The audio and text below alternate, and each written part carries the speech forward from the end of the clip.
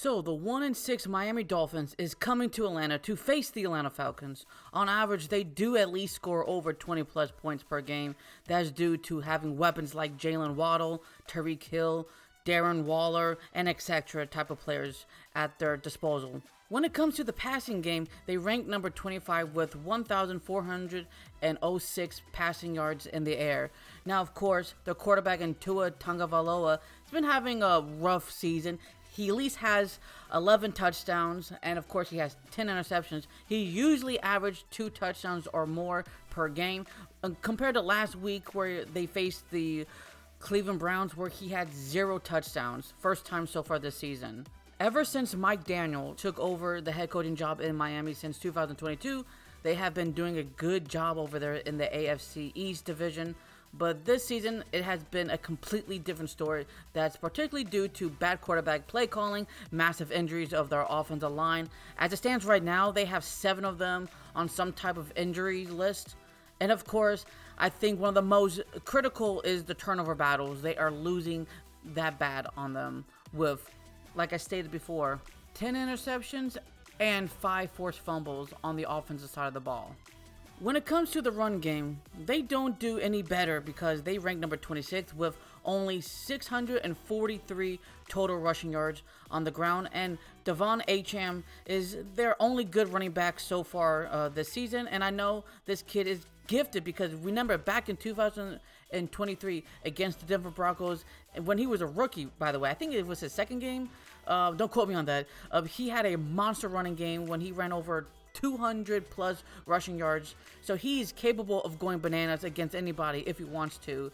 Unfortunately for the Miami Dolphins this time, they really don't have any clear strength for them, but let's find out on the defensive side of the ball what they're capable of. When it comes to giving up passing yards in the air, they rank number 20 with 1,519, and they allowed 11 touchdowns to score on them in the air as well. Here are some good news about them. They only allowed 1 wide receiver to get over 100 receiving yards against them, and they have 14 total sacks so far this season. That includes 7 forced fumbles as well. So when it comes to stopping the run, unfortunately they rank number 1 by giving up the most rushing yards this season by allowing 1,115 and giving up 9 rushing touchdowns on the ground.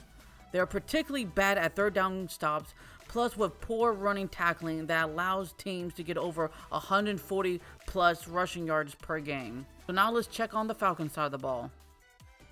The Falcons don't fare much better when it comes to the passing game as well. They rank number 19 with 1,438 total passing yards with just only 5 touchdowns in the air. We just been struggling to scoring points consistently enough. That's due to poor red zone efficiency, poor coaching when it comes to the head coach and the play calling department, poor quarterback performance either due to Michael Penix not understanding, or sometimes it's just the play calling just not fit for his type of performance level. The lack of explosive play calls when it comes to the weapons on the field, or they're not timed well, and of course stall drives where we have all this firepower weaponry, but somehow we're just not moving the chains efficiently enough. I know I keep butchering that word up. But when it comes to the run game, we rank number 12 with 818 total rushing yards on the ground, and that's had to do with our strong run blocking and pass blocking game. The offensive line has been one of the best parts about this team so far this season. Of course, we have 2 amazing running backs at our disposal in Bijan Robinson and Tyler Algier that makes this offense work beautifully, not just in the run game, but also in the passing game as well. When it comes to giving up passing yards in the air, we rank number 32 by only allowing 934 total passing yards. So far, our secondary has been doing damage when it comes to tackling the opponents right away. Pass coverage has been excellent. When it comes to getting pass deflections, we have 27. That's a really good job with coverage skills and understanding where we need to line up. We have 6 interceptions so far this season as well. But unfortunately, when it comes to stopping the run, we rank number 14 by giving up 744 total rushing yards on the ground.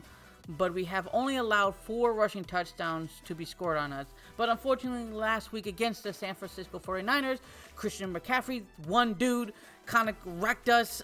Unfortunately, in the run game, we gave him his best running game this season, where he usually get under 70 rushing yards, but he got 129 total rushing yards and 2 rushing touchdowns.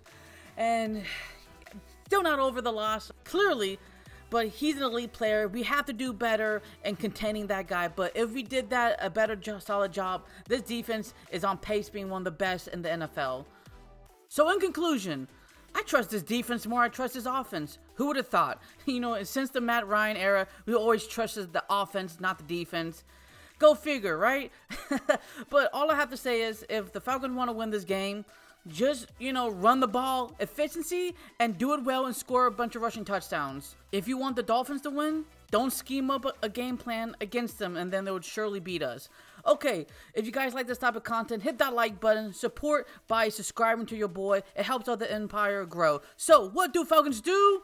Rise up, I hope. Until the next episode, peace.